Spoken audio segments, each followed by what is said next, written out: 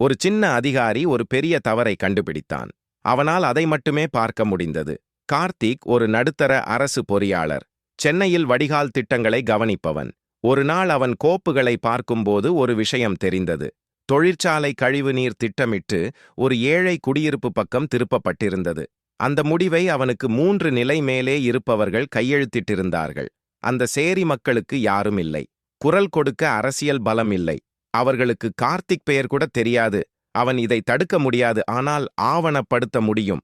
அவன் எல்லாவற்றையும் எழுதினான். தேதிகள், கையெழுத்துகள், வரைபடங்கள். பிறகு அதை ஒரு சுற்றுச்சூழல் அமைப்பிடம் கொடுத்தான்.